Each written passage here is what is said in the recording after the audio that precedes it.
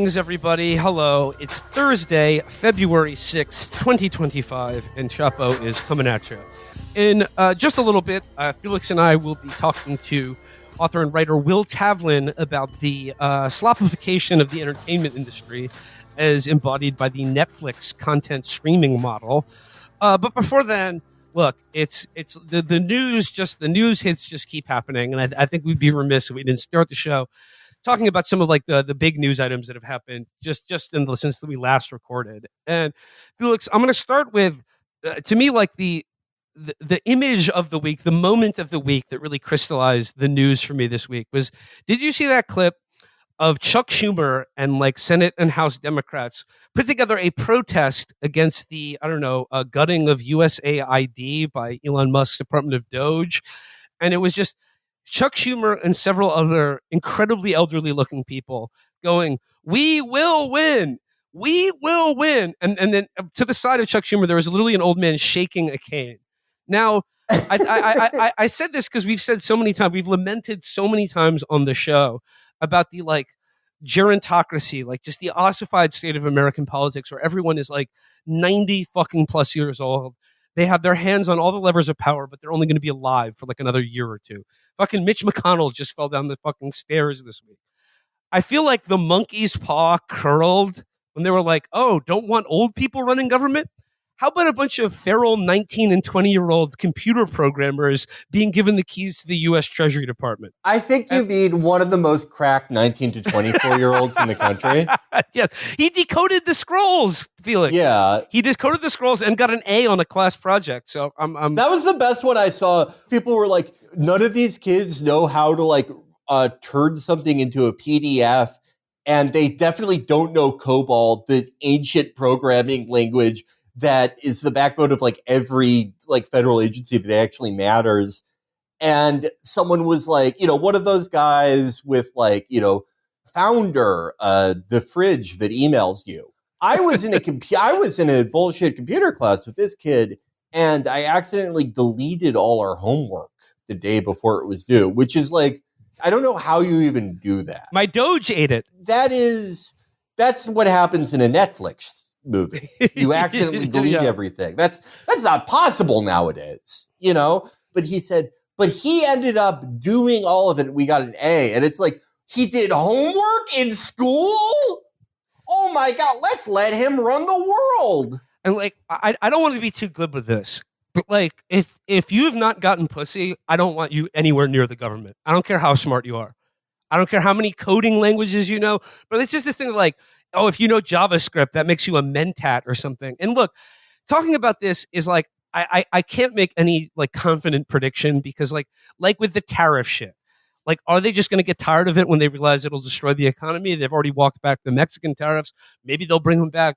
I really don't know what the outcome of allowing like a sort of cadre of feral groypers access to like the read and write permission on like the code that handles, the private information of every single American and like the payouts from the federal government to like basically run anything in this country.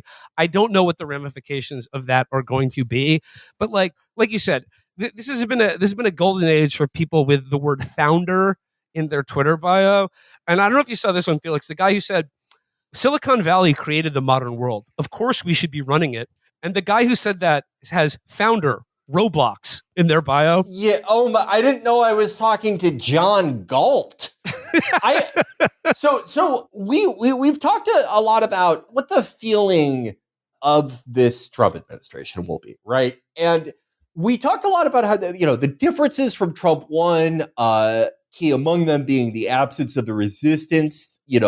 Hundreds of thousands of women marching on DC, replaced by Chuck Schumer.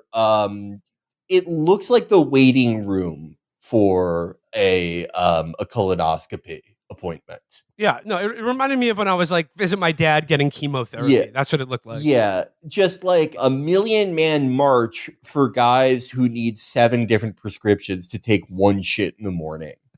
That is one difference from Trump 1.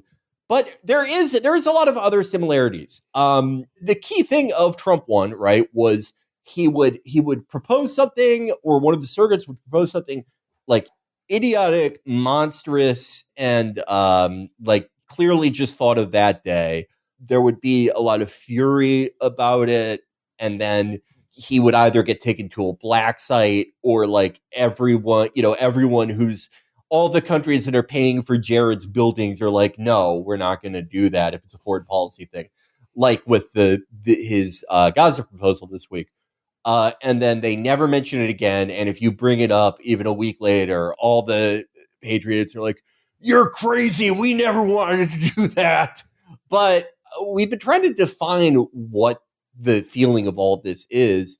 And I think the core of it is obviously there's that Trump oneness, but really it is almost to a T the exact version of Russia in the 90s that this country cosmically deserves. Yeah, I mean, like, I don't know if literally what we did to Baghdad, like where we put like a 19-year-old in charge of the stock exchange, or what we did to Russia in the 90s. It seems like we're doing that to ourselves now.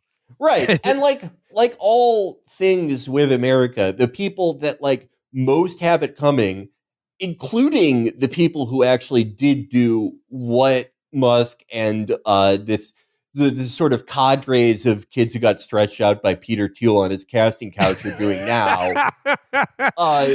If you're considering suicide, please call a hotline. Don't do it. There's a reason to live. Yeah, like none of the Larry Summers who did this to Russia, none of them will really feel the worst aspects of this. They were the ones warning against it. Larry Summers is like, no, you can't do tariffs. That's what we did to destroy Russia. Yeah, but like in a cosmic sense of this thing that we did to Russia that created the modern Russia, and we've done to fucking dozens of other countries that we did to Iraq. In a cosmic sense, yeah, it is the type of thing that, you know, it makes sense for it to finally fucking happen to us. I don't know. I try not to make too many definitive prognostications, but I like to sort of game out like a general sense of where I think things are going in the near future. But this is one instance where I really have a hard time predicting it, because they're running like, it's not just an austerity playbook, which is unpopular enough and like sooner or later will cause you to trip on one of the many wires holding up the US economy and piss everyone off.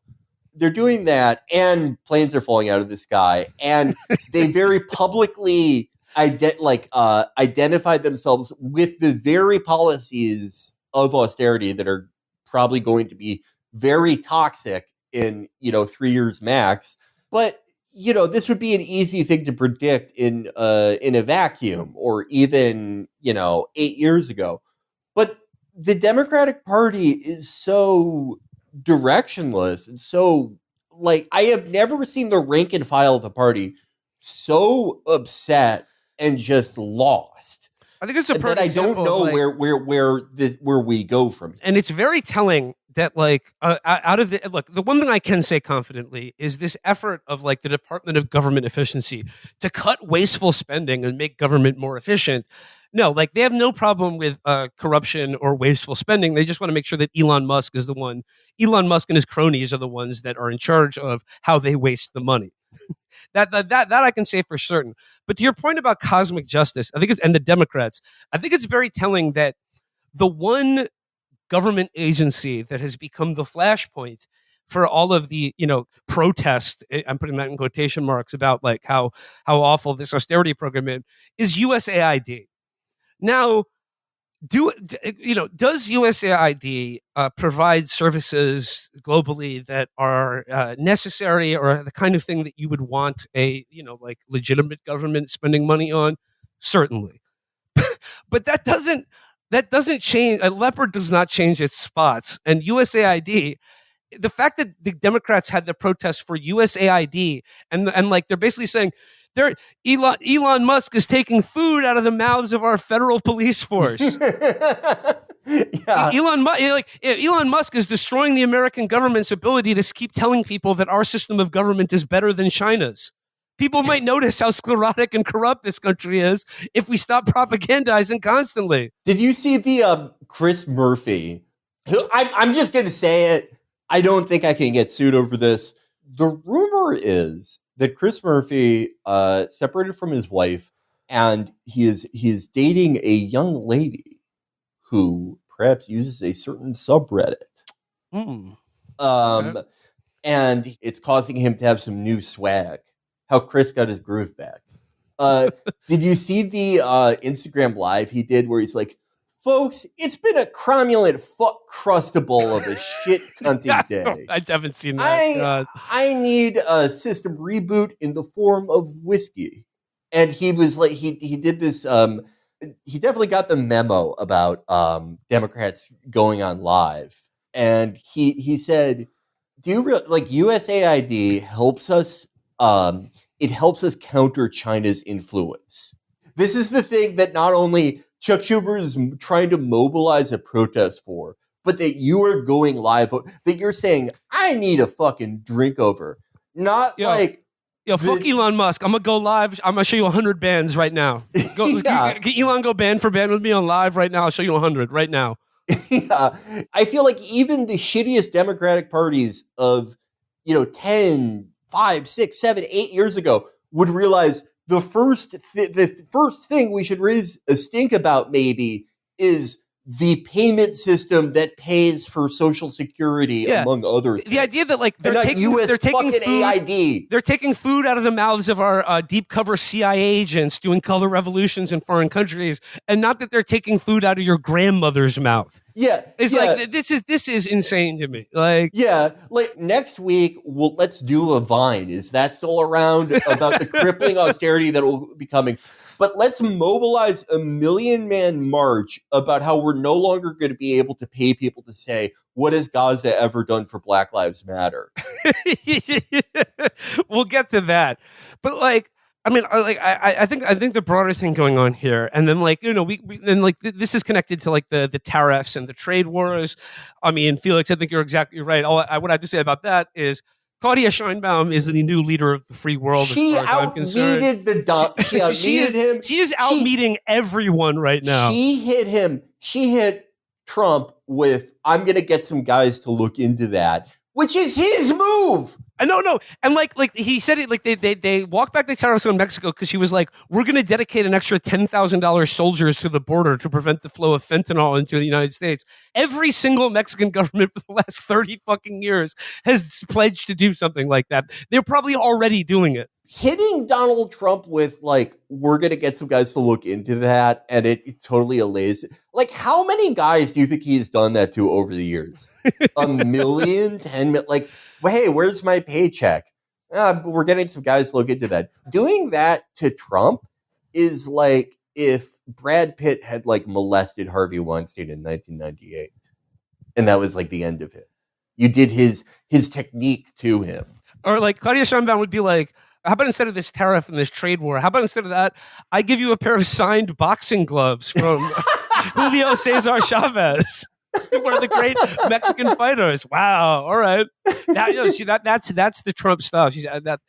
But more broadly speaking, I don't know what's going to happen with this tariff stuff. I mean, I would, when he came in, I was like, is he really going to do this tariff stuff? I mean, isn't anyone around him tell him how our economy works?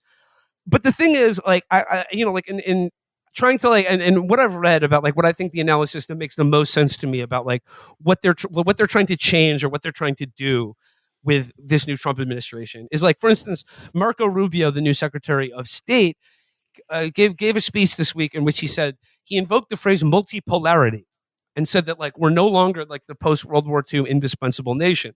And that, pricked up a lot of people's ears. Oh, wow, Trump is doing anti-imperialism and third worldism.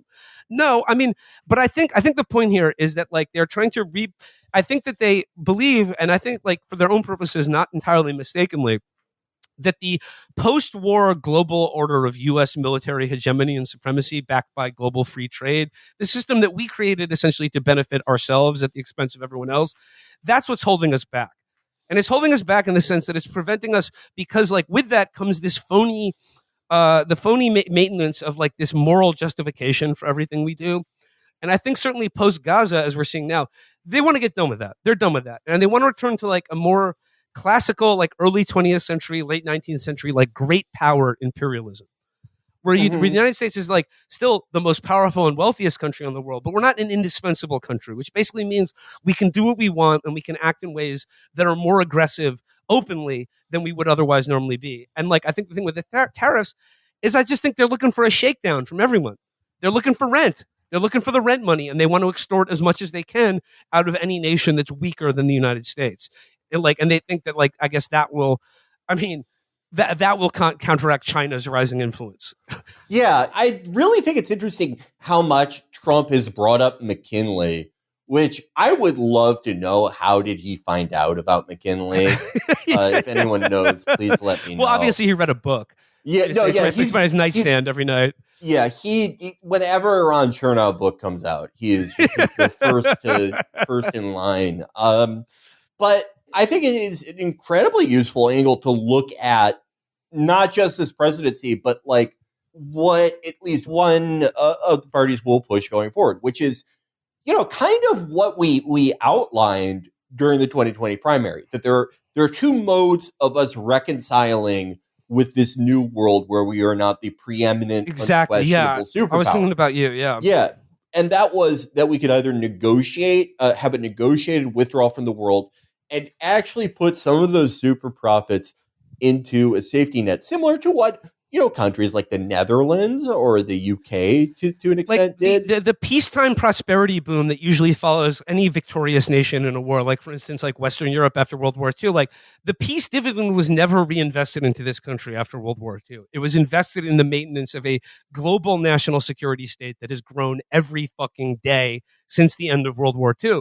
And that's why all this Doge shit is so fraudulent, because if you're going to like audit every government agency other than the Pentagon, like, get the fuck out of here. Like, I don't care whatever, like, pissant money is getting wasted here and there. It doesn't hold a candle to what the Pentagon's budget is. Or if we're just addressing, like, actual fraud and graft at a gigantic scale that does both cripple the American economy to an extent, though it is also paradoxically one of the only growth sectors, one of the only things we make, is the vast waste and graft of the privatized American health system, which, of course, has less than zero salience as a political issue in America. But the other choice, that we laid out was schizophrenia. And the thing that was incomplete about that prediction at the time was that there were going to be two types of kicking and screaming, of not negotiating the decline. One would be, and we outlined this later, Joe Biden's, which is, having vivid flashbacks to the good times, and sort of like the equivalent of a toddler putting on his dad's suit, but the suit is that of Dean Rusk's, and you think you are a great Cold War liberal because I Finlandized NATO, Jack. Yeah. And in some cases doing these things that are kind of notable, like getting Sweden in NATO is, I guess, a big deal, but the idea that it would have any import to national politics in 2024 is hilarious. And that, that's one mode, like delusion and trying to relive the most idealized past that was never really what you think it was, clouded by senility or incompetence. The other is that we become Turkey. And that is the Musk-Trump direction. That we're still the greatest country in the world. We assert ourselves, but we assert ourselves much more nakedly and with a much more brazen traditional style of nationalism and a much less obscured form of wealth abstraction. I don't know.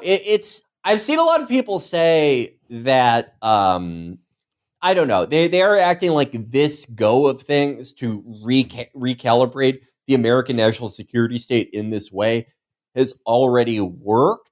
I just would like to offer that, I don't know, I would wait until they have like any major foreign policy success. That is my caveat there. I mean, like the next big thing I want to go to is like, has to do with the Democratic Party. And I remember on our call-in show, someone asked like, "What's the future of liberalism in America?" And I feel like I was onto something when I said like the future of liberalism or the Democratic Party, not liberalism as such, but like the Democratic Party certainly is a kind of reactionary anti-populism. And the thing is like that's why like they're trying to have protests about USAID and not like, potentially cutting Social Security or Medicare or like needed government services like Head Start programs or food stamps or anything like that, because they don't want any of these programs anymore. They need the Republicans to be the bad guy. But like, if they ever get power again, they're not gonna reinstate any of the stuff that's been lost. They're only gonna the ratchet effect. They're only gonna stop it until the next time Republicans get in office. Now, a main example of this reactionary anti-populism that I'm sure everyone who's listening to this has seen this week has been Democratic partisans' spiteful and sadistic reaction to Trump's proposal that America will just take over the Gaza Strip. And now the thing that's going on here is that obviously like they're using the complete destruction of human life in Gaza as a humanitarian pretext to just give people the choice of death or exile. And it's gonna be beautiful. They're gonna have beautiful homes elsewhere. Why would anyone want to live in Gaza? Felix, you made this point, and I think it's worth saying. The Israeli military they basically destroyed everything in Gaza, but they couldn't defeat Gaza. They tried to clear everyone out, and it didn't work. And now I suppose Trump is going to say what the American troops are going to do it now. I mean, Israeli troops don't even want to die in the Gaza Strip. Sure, they like to kill people, but like they're shook. They don't want to go back in there. Why the fuck would any American soldier be motivated to ethnically cleanse the Gaza Strip? I mean, I'm sure they'd go through with it, but like I don't think they're going to have any more success unless they just drop a nuclear bomb on the fucking place. And this is like, we're not saying that this isn't like horrible and like, an indicator of things in the future that could be horrific, obviously, because it is a fucking monstrous proposal. But a lot of the people that are opposed to it, their only problem with it is that it's like 1.3% too tacky for them. Yeah, the only difference here is that Trump is saying America is just going to take over the Gaza Strip. I mean, Biden and Blinken had been proposing a plan in which Egypt and Jordan would take everyone from the Gaza Strip. They've been trying to cajole them into accepting all those refugees for all of last year, and they wouldn't do it then. Yeah, and maybe Trump will have a better offer for them, but like the plan was essentially exactly the same: to make human life in Gaza impossible, so that any survivors will essentially have to move. Yeah, and as friend of the show, A.F. Lovely pointed out, the Biden and Blinken plan, which the only difference is that they weren't openly talking about building a casino there and beachfront property, it found a way to involve Tony Blair. Those are the two fucking differences. Yeah. Those are the two fucking differences. But yeah, I think if you want to, if you thought that American opinion against Israel has shifted a lot in the last 15 months and the last few years before that, if you're on the Israeli side, wait till American troops die in Gaza. Yeah. Again, I really, at the end of the day, gun to my head, I don't think that they are going to try this, because I think they're a lot of the negotiating position, as a leverage to use against Egypt and Jordan. This is a bluff. But I could be wrong. If you're the people that bought Jared's building and you're going, what the fuck? This is completely unworkable. These governments would collapse if you tried to do step one of this plan. Now, I mean, the corollary here, I mean, the thing I want to get to in terms of reactionary anti-populism, or the kind of gleeful sadism of professional Democrats who feel betrayed by the American public, and they feel specifically betrayed by people who didn't vote for Kamala because of her refusal to budge on Gaza. Felix, we've been seeing a great deal of your favorite phrase. A lot of hit dogs have been hollering. Oh, yeah. And also my other favorite phrase, elections have consequences. Well, gee, not for you. Not for any of the people involved. All the people saying elections have consequences. If that were true, you wouldn't have a job. If elections had consequences, you would be in prison right now. Olivia Juliana should be doing the thing where you clean someone's windshield on spec. That should be her job right now. Olivia, if you moved any votes, you moved them the other way. Yeah. All these fucking people who are going, this may shock some of you, but I don't feel bad about this at all. And it's like, what? Oh, wow. Wait, Yeah. I thought you had tons of empathy for Palestine. Yeah. You, the Joe Biden surrogate. Like, I have to credit Derek Davison with this, but I think he put this in a crystal clear way. All the people who are saying, I hope you're happy about this, everyone who didn't vote for Joe Biden or Kamala Harris, when you see like horrific ethnic cleansing being inflicted upon people in Palestine. No, I mean, if you say that, in fact, you were the one who's happy to be seeing this, and they can barely contain their glee. Like they need this. What I mean is like Democrats need Trump to do something that's 1 degree more evil than what they were just doing a month ago to feel totally vindicated and to use it as a cudgel to attack once again voters, the voting public who they feel betrayed by, who let them down and now must be punished in some way. The thing that fucking baffles me about it is, again, the issue, if you're a Democrat, should be austerity, Medicare, Social Security. But for some fucking reason, these people are obsessed with talking about one of, if not like the issue for which this is the most true, that the party's positions in practice and ideology are fucking identical.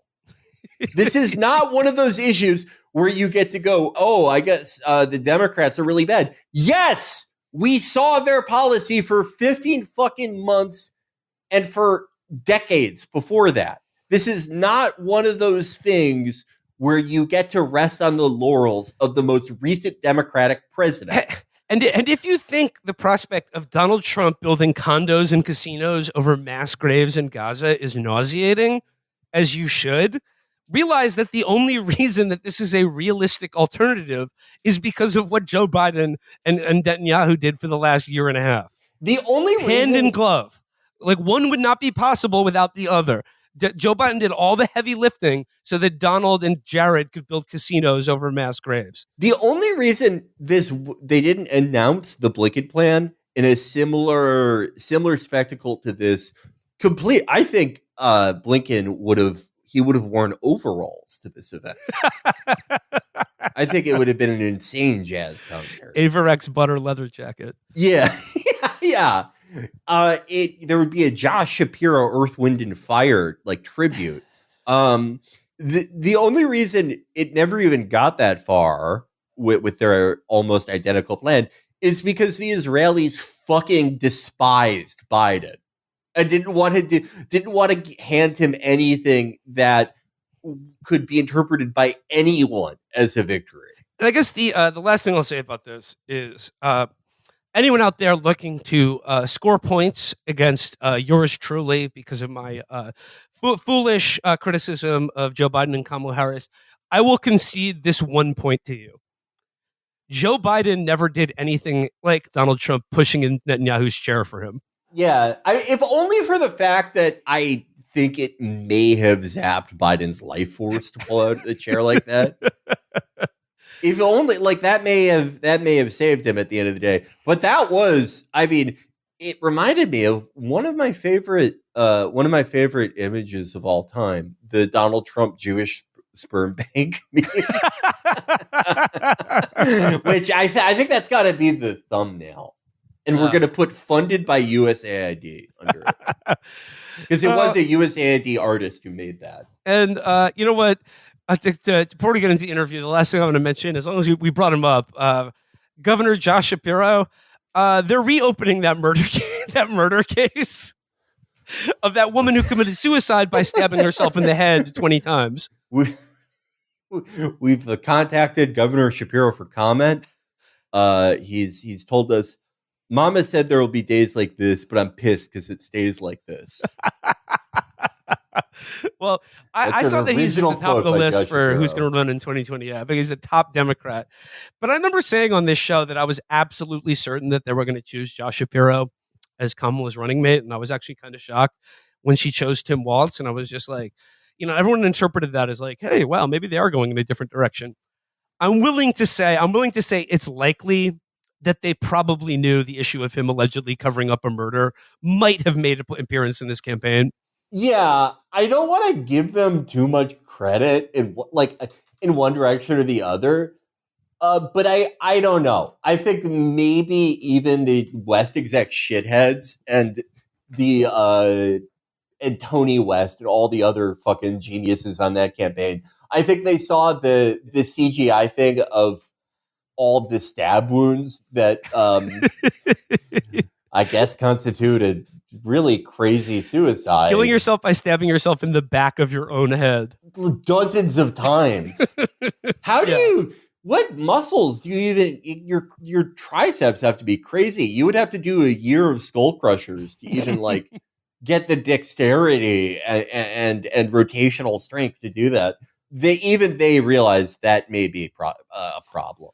And with Shapiro, if this is it for Shapiro, yeah, who is it? Who's it going to be? Stephen A. Smith. That's who I'm putting my money on right now. That's who I'm supporting in 2028.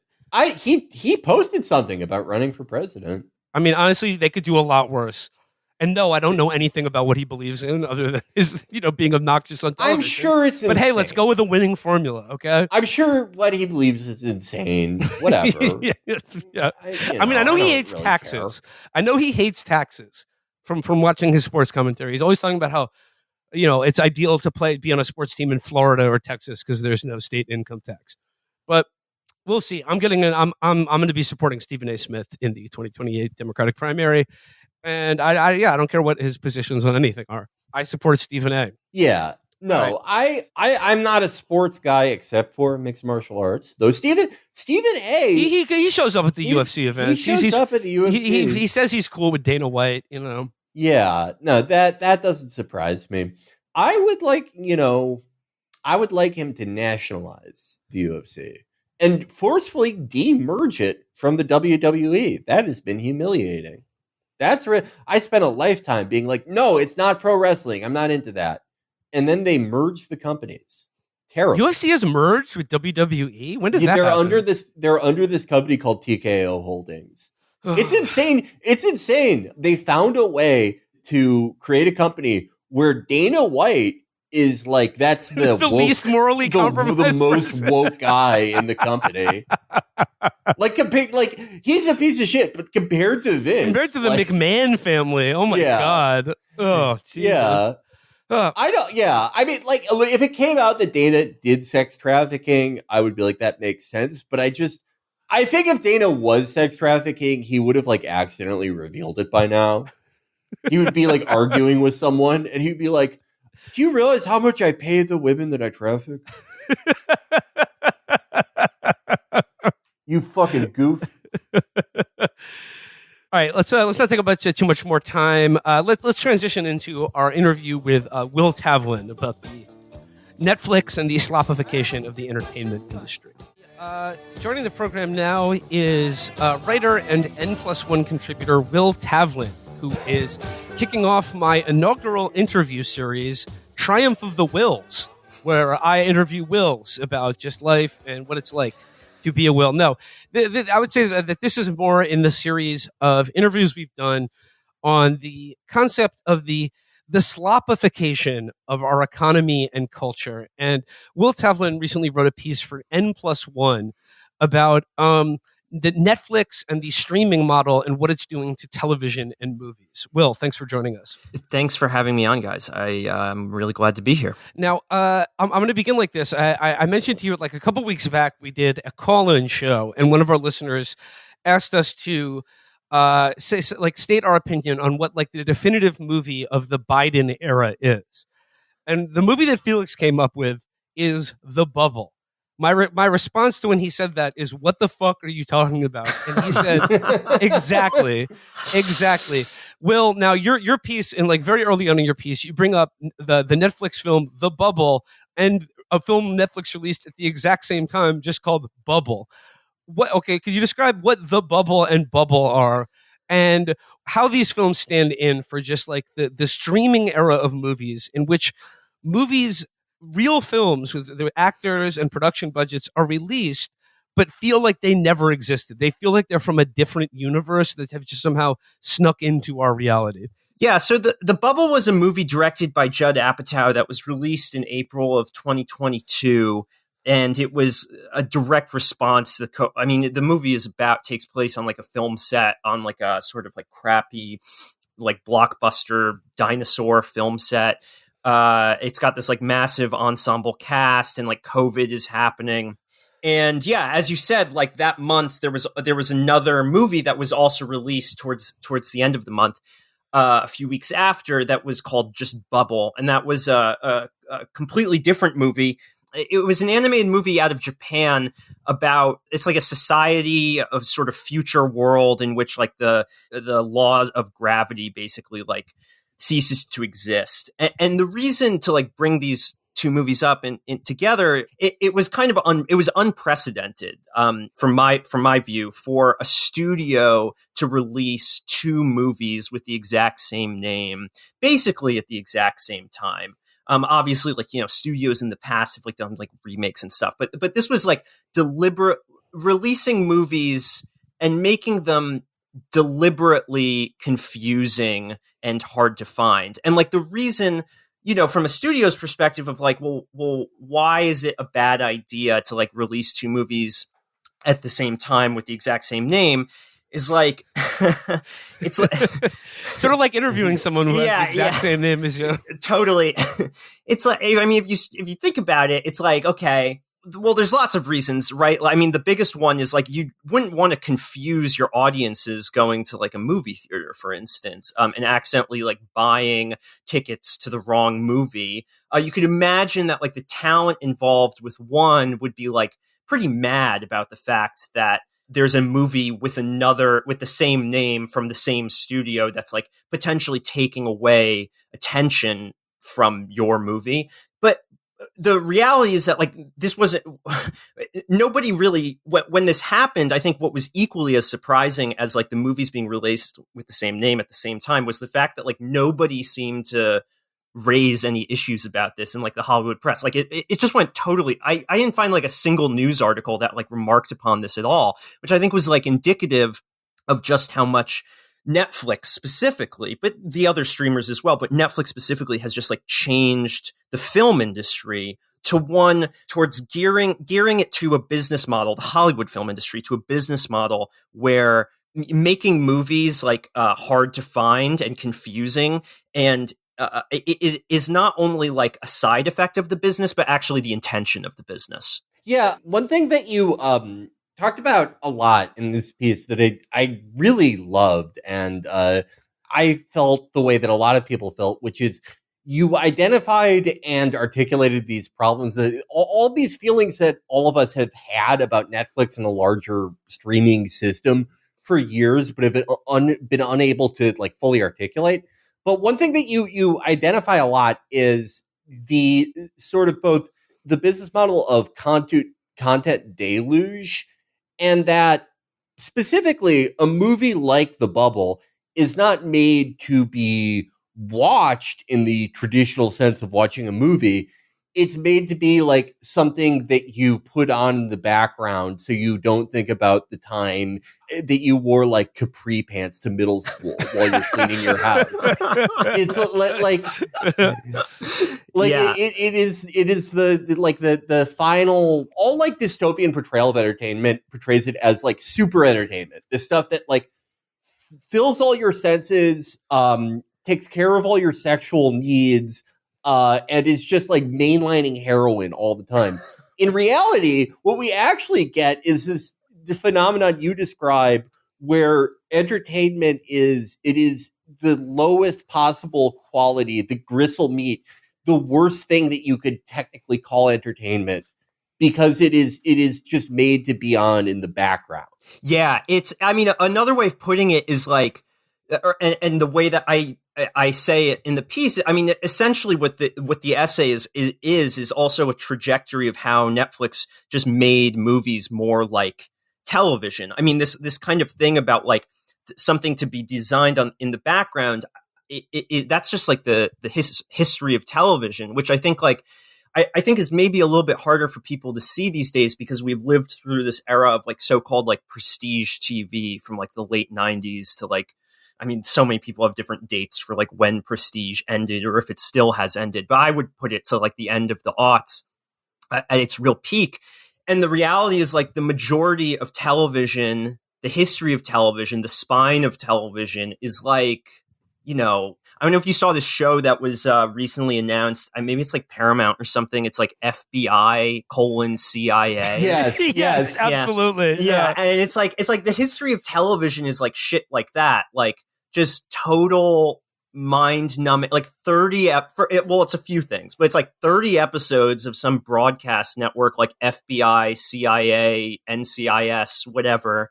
And then it's also like live programming and live news broadcasts and live sports is really like the majority. And a lot of this stuff has always been designed to be like very ephemeral. This is just like the history of TV. Like I don't go back to like, I mean, maybe some people do this, but like when I go back and watch, like I saw like, it's just coming to mind, like Apocalypse Now kind of recently at Film Forum here in New York.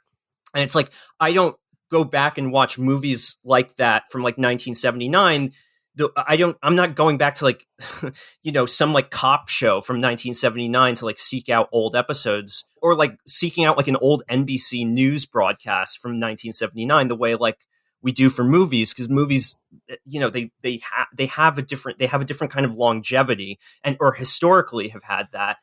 Maybe some people are going back and watching old news broadcasts. Well, yeah, I'm currently rewatching all of the original Law and Order, but like, it's very much like it is something that is on in the background, but it's a different cultural and economic model of what television and entertainment was. Yes, and like what you're describing here is like what Netflix has done to TV and movies is that they're not really in the entertainment industry; they're in the subscription selling industry, which is another way of saying that they're in the slop bucket industry. Yes. So what you're watching isn't as important as the endless spigot of slop. Yeah. And Will, in the course of reading your article, I was fascinated by the bubble. But there are just like, and this is bizarre to me, like as a movie sicko or for whom someone like, I used to be really up on like what movies are coming out this year. What are the big releases? When am I going to see the trailer?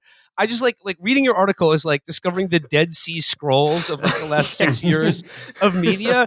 I mean, just a few of the other Netflix movies that you talk about. A movie called The Polka King starring Jack Black. Yeah. Oh yeah. A movie called The Incredible Jessica James. A one called Fun Mom Dinner. Tony Collette. Hold on. Fun Mom Dinner has Tony Collette in it, which is crazy. Yeah. And the thing is, like with Judd Apatow, Jack Black, these are all like A-list talent. Like, another movie called The Unicorn Store, starring and directed by Brie Larson and featuring Samuel L. Jackson. It says here, I love that one. That one is so funny. It is like an indie movie that would be in 30 Rock. It is literally like if like the Pentagon tried to make like a sort of like late 2000s Miranda July movie. It's so fascinating. It has all the like markers of like the squid and the whale or some shit like that. But it's like so profoundly soulless that if I found out that like the director also invented the Predator drone, I would be like, okay, that totally makes sense. So the plot description here says, after failing out of art school and taking a humdrum office job, a whimsical painter receives a chance to fulfill her lifelong dream of adopting a unicorn. And then the last one that literally Mandela effect, not real. You cannot convince me this movie ever existed. A movie called Barry that features Anya Taylor-Joy playing Barack Obama's college girlfriend. Oh, yeah. That's the Obama biopic that Netflix did. Yeah. Okay, so like, it's this bizarre parallel universe here where like these films with A-list talent are released, but essentially they're not marketed at all. They're just there. And they just exist, but they never penetrate like any kind of sense of cultural consciousness or zeitgeist, whatever you want to call it. But like, to go back to the beginning, like the story of Netflix begins with like this sort of aha moment that came with trying to rent movies, not just rent movies from Blockbuster, but paying the exorbitant late fees that were most of Blockbuster's business model. You talk about how like Netflix filled the void quite ably of like of a previous era, like the two big like entertainment business models that Americans were already sick of, like namely the Blockbuster as like the video rental monopoly, but also like the cable TV service providers. Cause like they were prohibitively expensive. Blockbuster never had the movie you want to watch. And like, then you realize, oh, like I forgot to return this a week ago. I owe Blockbuster $200. How did the people who founded Netflix, how did they sort of meet that moment? And also, how perversely have they created basically the exact same situation as Blockbuster and cable providers of the late 90s? Yeah, the way Reed Hastings, who was one of there's two co-founders of Netflix, Reed Hastings and Mark Randolph, and the way Reed Hastings tells it, I mean, you put it well about Blockbuster.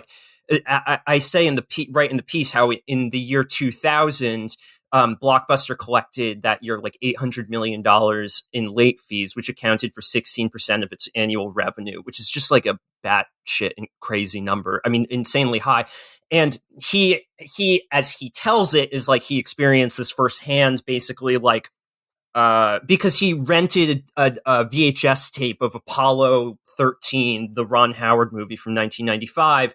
And then forgot about it, and then he found it under his desk one day or something, and he owed $40 in late fees, and he was oh, this, he was shocked. He felt so stupid. He was a very rich Silicon Valley guy by this point, but he was he was experiencing this feeling that a lot of Americans had felt. Anyone who's went to Blockbuster, that was yeah, you get pinged with these late fees. And him and Mark Randolph basically wanted to create this new type of. They wanted to create a business.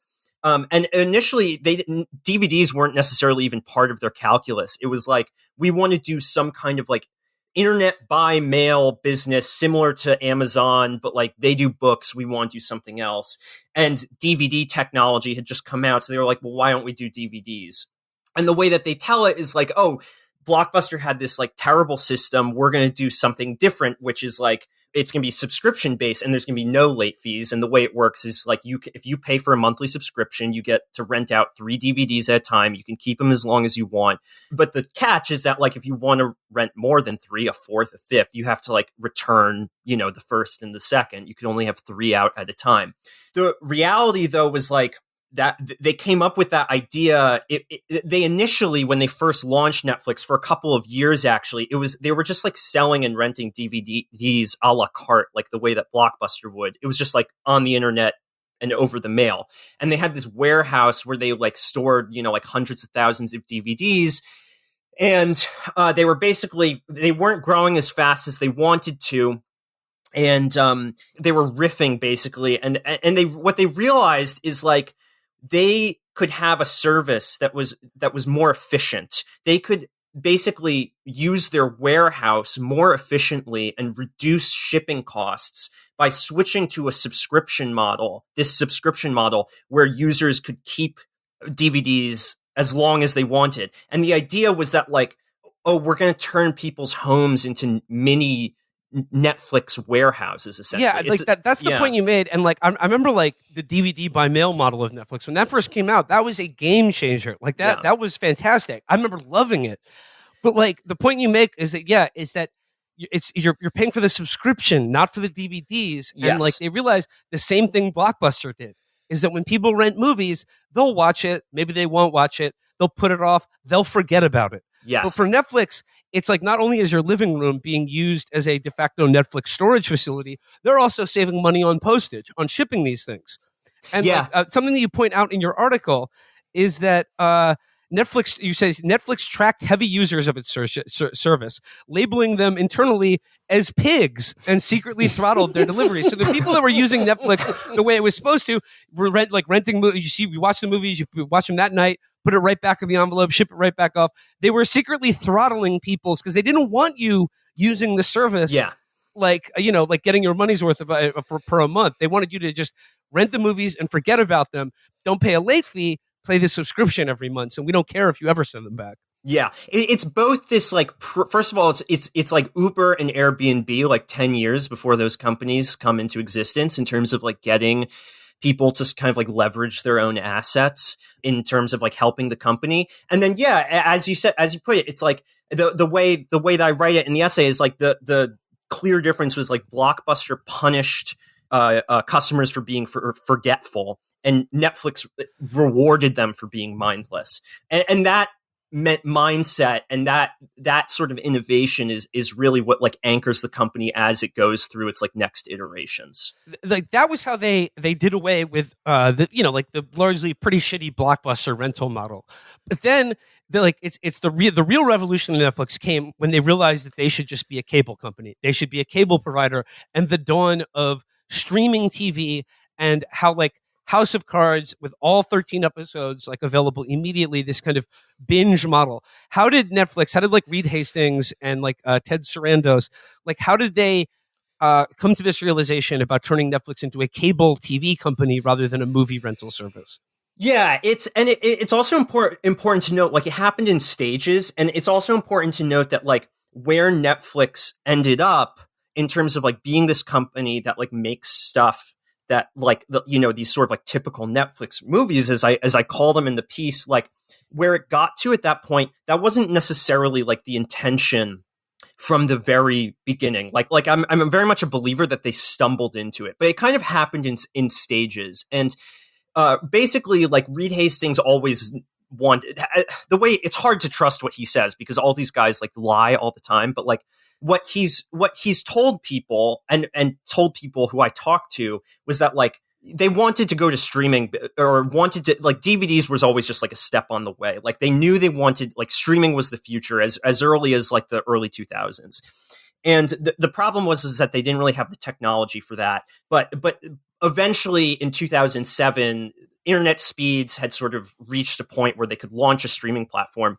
And yeah, streaming was really aimed at the cable companies, even if they necessarily didn't realize that at the time, or even if Hollywood studios didn't realize at the time. But in retrospect, Netflix was a company that was going after these sort of managed dissatisfaction business models, of which Blockbuster was one, and then the big one was cable. And like people, cable is just like people's cables companies are consistently ranked like the worst businesses in America. Similar to Blockbuster, like super punishing in terms of just like locking customers into these onerous year-long contracts that are just tons of money, impossible to cancel.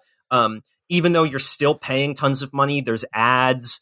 I mean, I don't even really need to say how much like cable is just awful. Well, yeah, but perversely, like, why did people like hate their cable provider? Well, because you're paying hundreds of dollars a year so that you can have access to maybe the one TV show or live event that you want to watch of a year, and 10,000 other things that you couldn't care less about. Right, that's exactly what Netflix is now. Yes. And like I to go back to House of Cards, which was like that was like the big like sea change in announcing like streaming prestige TV shows. And you make an interesting point, like why House of Cards? Well, according to Netflix's internal data, they chose that because according to them, people liked movies with Kevin Spacey and they liked movies directed by David Fincher. Has enough time now passed that we all can admit House of Cards is a really bad TV show for stupid people? One of the dumbest fucking shows I've ever seen. And it does. I was thinking about this while, Will, you were talking about how the current model sort of replicates what TV was at its origin. And I thought about that for a little bit. And because I typically associate TV, or at least TV in its golden age, with like spectacle. Mm-hmm. I always think of the things like the very hyped NYPD Blue episode where they were going to say shit. This sort of like race to the bottom with reality TV in the 2000s, upping the ante with anti-heroes in the Prestige era. But TV at its absolute origins, when the TV was like a $20,000 thing adjusted for inflation, it absolutely was just like air filler. And spectacle only really became part of the deal when everyone watched TV and they had to get some type of like competitive advantage over each other. House of Cards is so interesting because it is like mostly, you can see the building blocks of the slop white noise model in there, but it is like the show itself, it's sort of like a bastardized version of that like late 90s, early 2000s spectacle TV. Yeah, But unlike those shows where like NYPD Blue and all these shows had like very competent writing and did all the regular David things. Milch. David Milch, one of the greatest TV writers ever. They actually would build the foundation around the spectacle. House of Cards is purely spectacle. It's the perfect name for the announcing the streaming revolution. Yeah. Well, it really was the beginning of the end in a way. I mean, yeah, I say this in the essay, like how House of Cards, it is like a bastardization in a way, and resembles a certain glut of like what was supposed to be like ostensibly prestige television, but actually is just like expensive television. And House of Cards, Netflix put up like $100 million to purchase the basically the rights to the show, like paying for all the episodes up front. It was very like, whoa, this is a new business model of making TV, because it wasn't going through the pilot system. Whatever. I mean, the point about data is interesting because, I just think all the things that Netflix has said about like the way the company uses data over the years have been total bullshit. But that was important, and an important part of the platform also, and innovating the platform was being able to glean these audience insights, harvest all this data like in real time to like show, oh, this is when a person like started watching, this is when somebody stopped.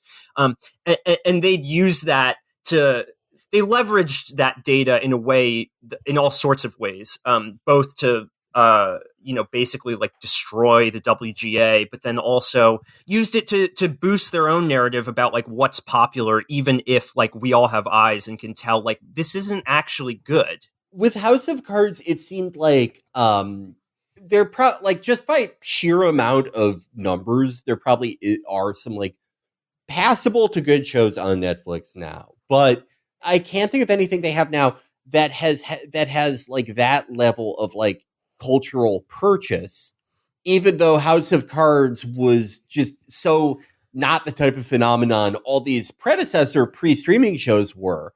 But it was, there was such like a cynical design to it where it was simultaneously like flattering and scandalous, specifically for like East Coast media article purveyors. Totally 100%. So they would talk about it. Yeah. And they like, it had the dual feature of them thinking like, oh, this is like me. This is my life.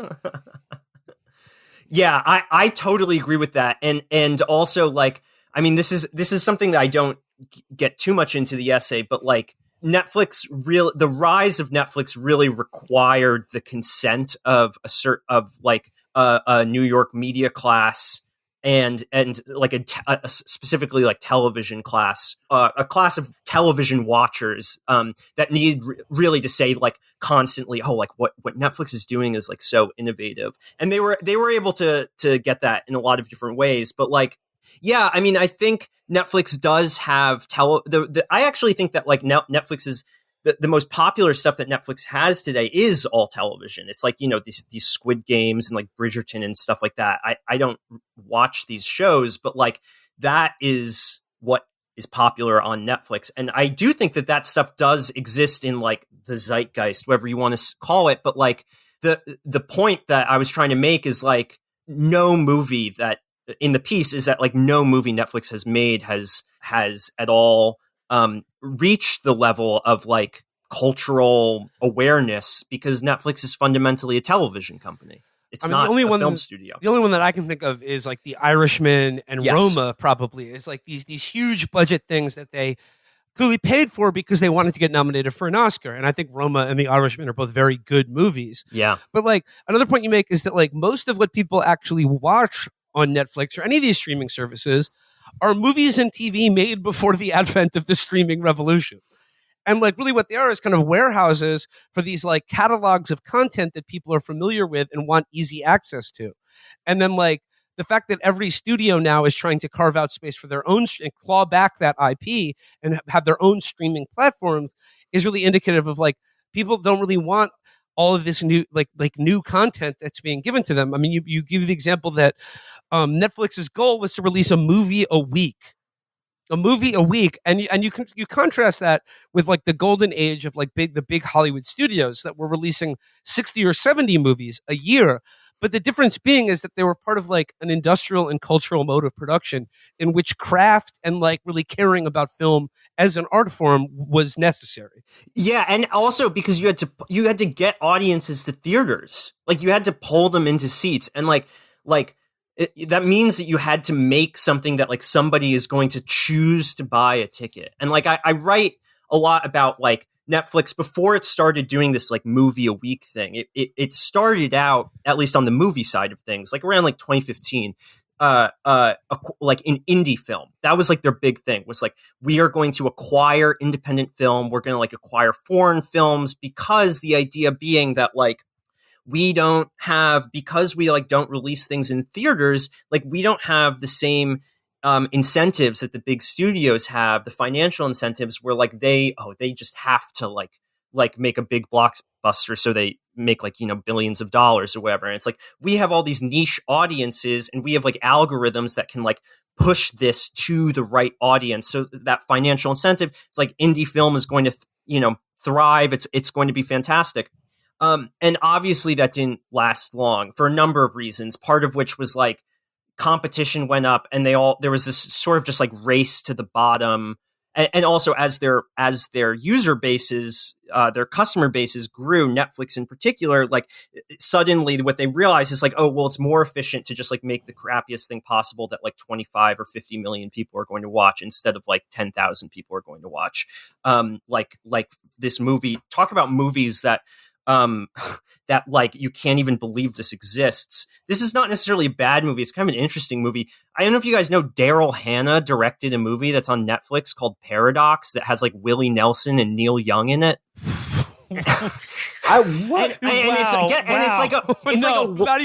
Not even close. And like, had you said that to me under like any other, like, hey, do you know Daryl Hannah, the actress Daryl Hannah has a new movie coming out with Neil Young and Willie Nelson? I'd be like, oh, that sounds pretty cool. But this is just like running into a fucking wall. But wait, there's more. It's a musical. It's like a Western sci-fi musical. It's like an hour long. It's really bizarre. I recommend checking it out, because it's like another one of these things you like can't even believe it exists.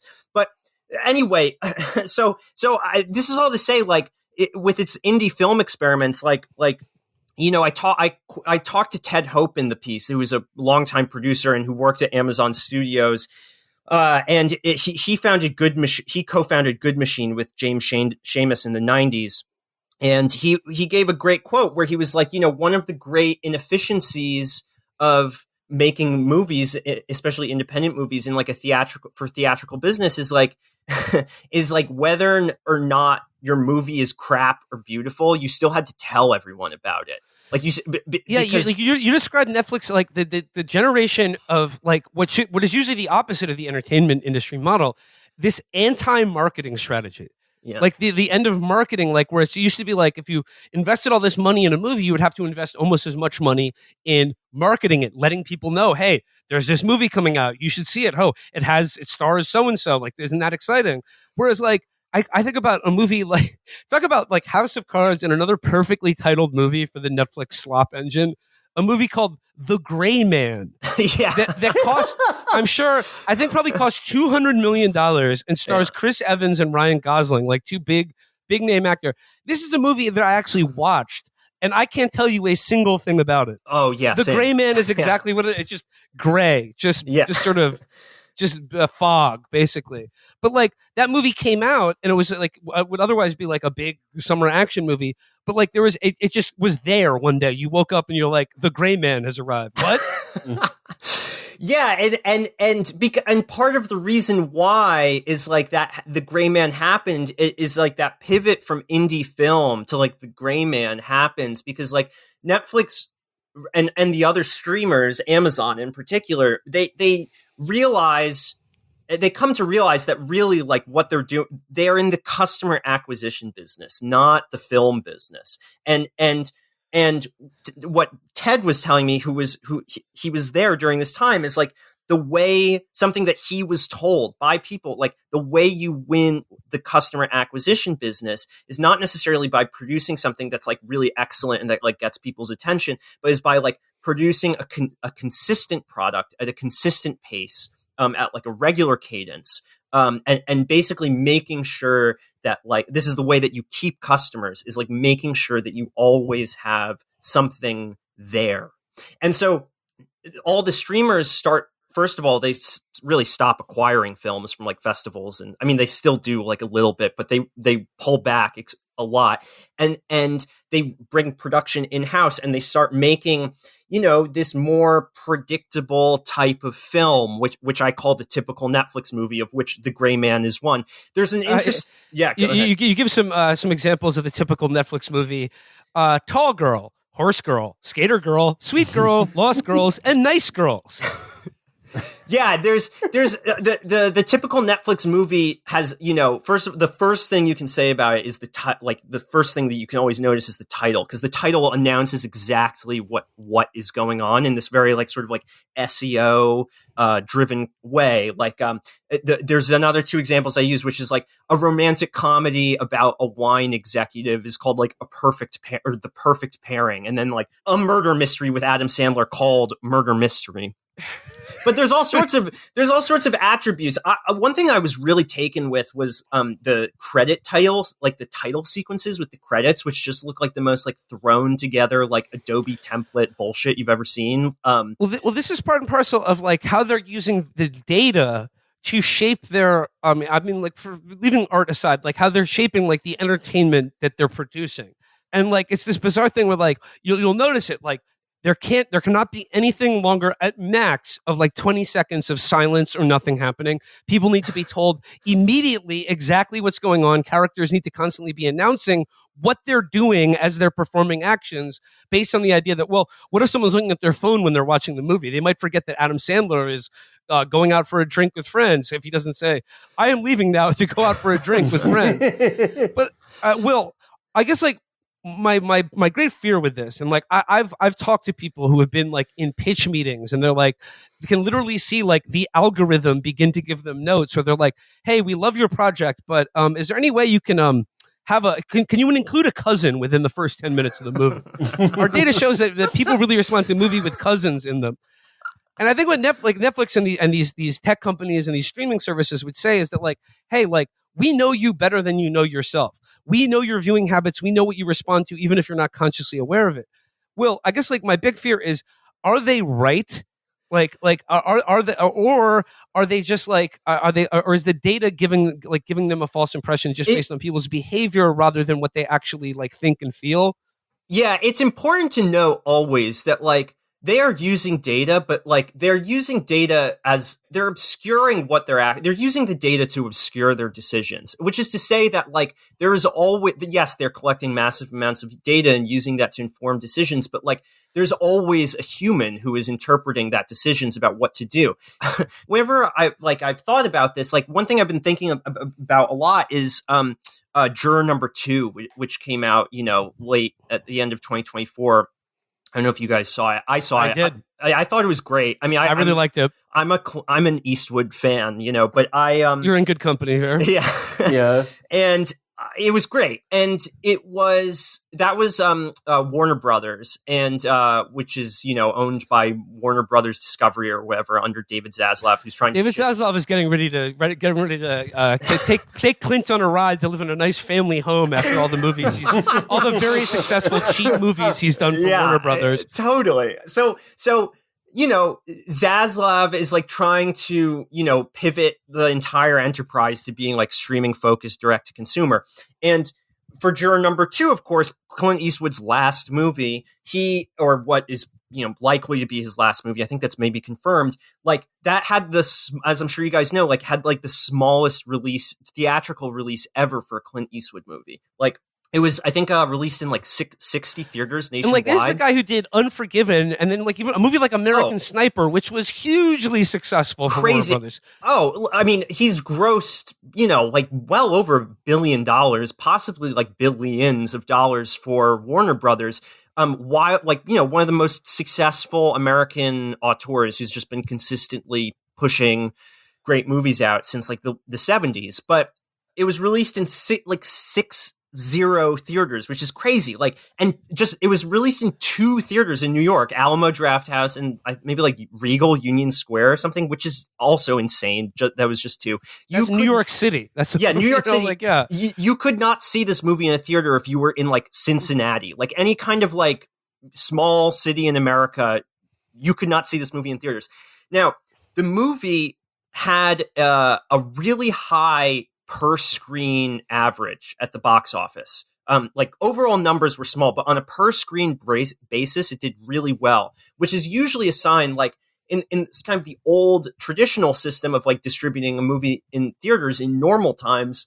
You would do, oftentimes there would be a kind of like a platform release where you release a movie in like a couple big cities to like build momentum, build coverage. If it does well, if it has a high per screen average, that's usually a sign, okay, we can open this movie instead of on like, a few screens, we can take it to like, we can build it to like 400, 800, 1200, 2000. You can build it out.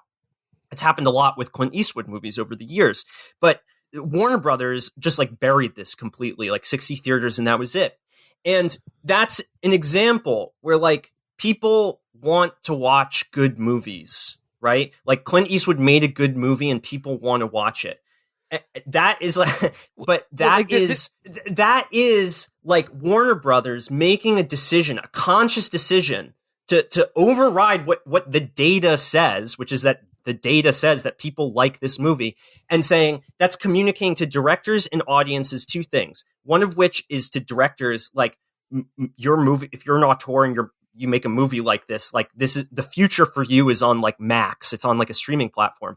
And it's also communicating to audiences that the future of cinema is on streaming and not in theaters. And that to me is like a quintessential example of how the data, whatever the data is telling these executives, like there's always, they are using it to legitimize the decisions that they were always already going to make. Yeah, exactly. And like that's the point I'm getting to, and what my big fear is about all of this, whether it's algorithm generated content or AI, is that like it only has the inputs of things that they've already put into it. So like not only is it the possibility for anything new being created, being eviscerated, but like the people who own these algorithms, or like the people that own the systems that feed them all this data, believe that the individual consumers or moviegoers are dumb babies who want slop.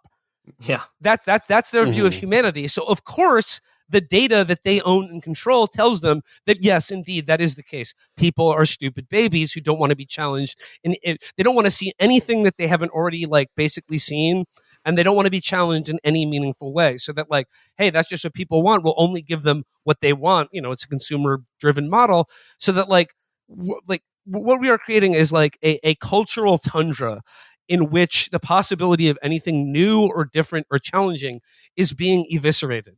And I understand, like, obviously, like the big Hollywood studios had I've always had a tentative truce with art or, the public good or whatever.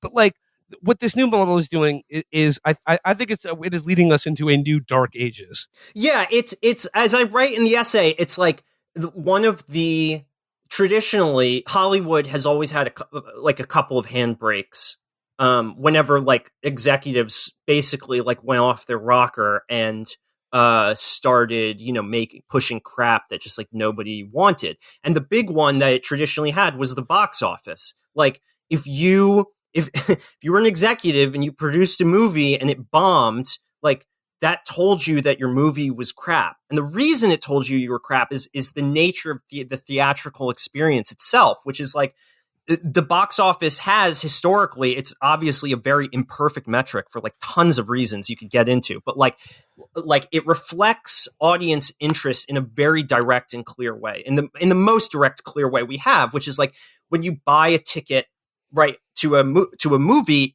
you're not just like letting something just like come on the television or like watching something autoplay from Netflix, right? There's like that intention there. And when you're inside, like you're not necessarily like leaving after 2 minutes or like stopping the movie the way you are when you like watch something at home, and how easy it is to just like walk out.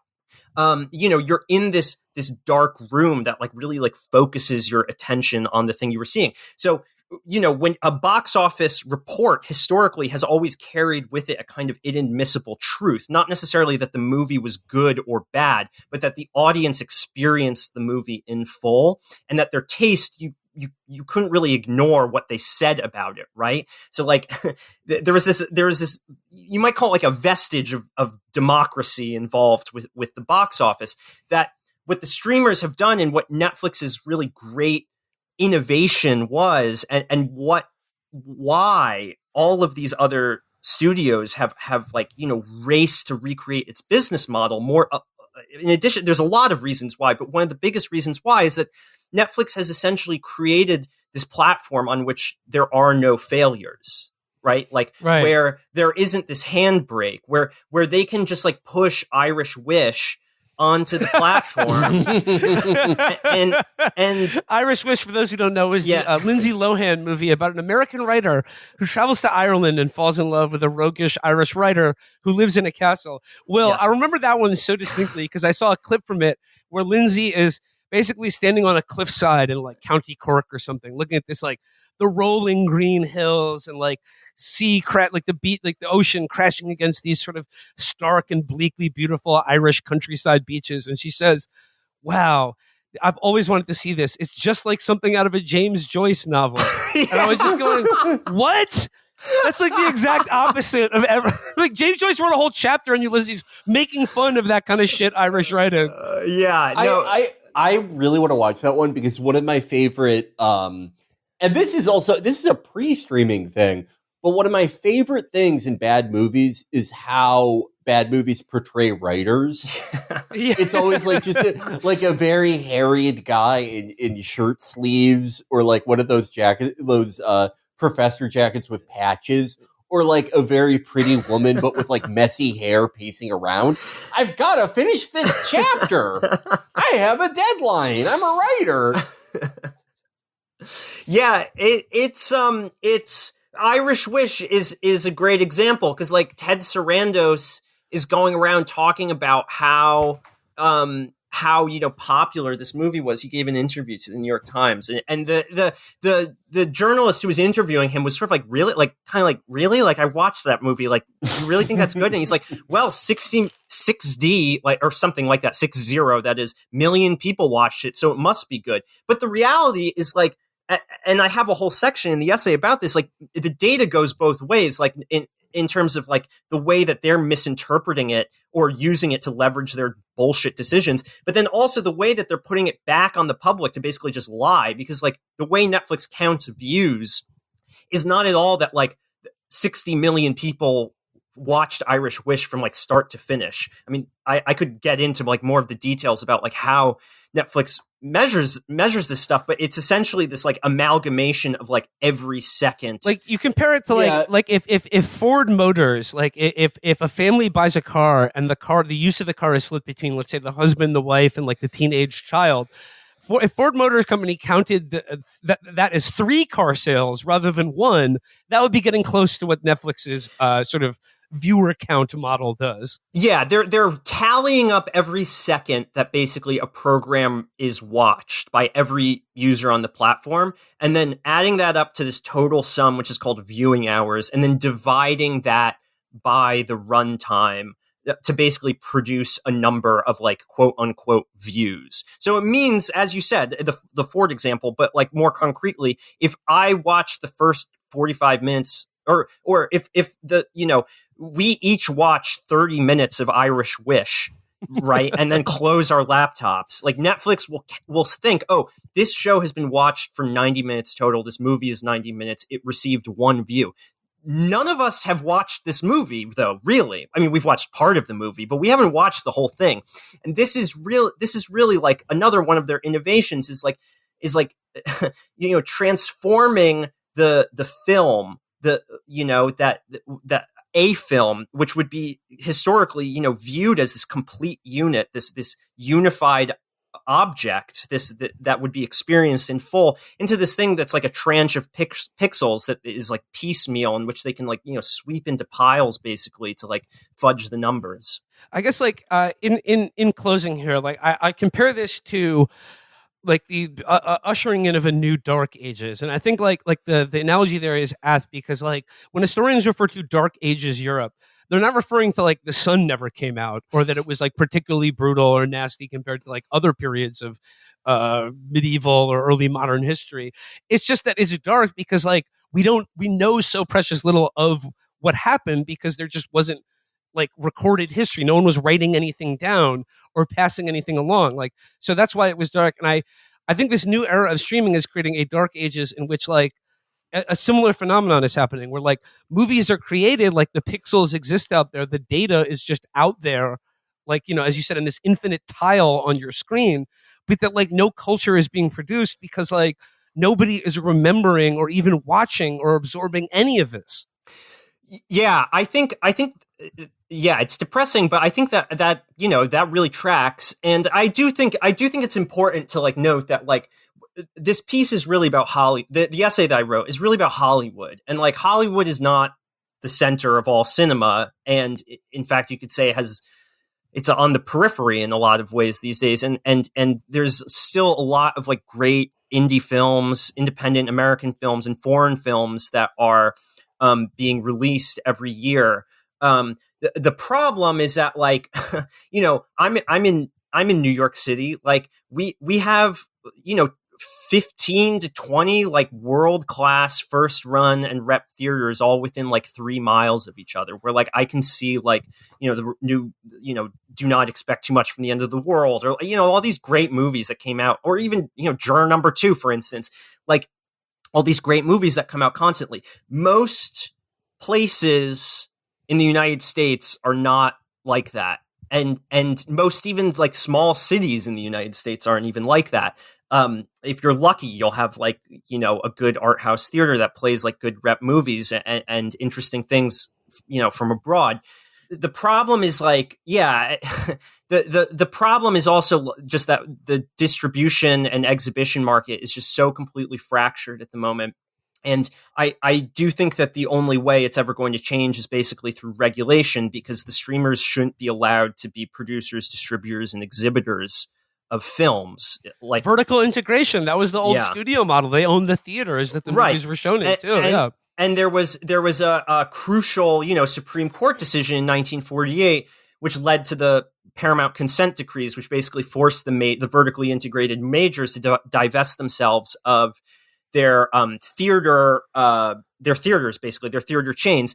And the studios found kind of ways around that over the years, but that was recently repealed in 2020 by an Obama appointed judge, who basically, you know, her ruling was something to the effect of, well, you know, the potential anti-competitive practices that could arise from if a studio owned an exhibit, you know, theaters, for instance, doesn't really matter anymore, because if a studio blocked out a independent distributor from just, you know, exhibiting their films in that studio owned theater, that wouldn't really be a problem, because the independent distributor has so many more ways to distribute a film now than from 1948, right? Like there's streaming and there's YouTube and all this crap. And it's like, the problem here is that at the highest level of there is no legal framework for like why in the United States as to why it might be important that a movie is distributed in a theater versus a streaming platform, which of course is like destroying these movies when they're released on them. That's just like not in the calculus of like at the highest levels of the judiciary. So like, yeah, we need better regulation and politicians who kind of understand this, but I'm not really optimistic about that happening anytime soon. Will Tavlin, we'll leave it there for today. The essay is Casual Viewing. It's available on N+1. We'll have a link in the episode description. Will Tavlin, thanks for joining us, and thank you for your great essay on Netflix. Yeah, and thank you so much, Will. Thanks for having me on, guys. I had a great time talking. All right. Till next time, everybody. Cheers. Bye-bye.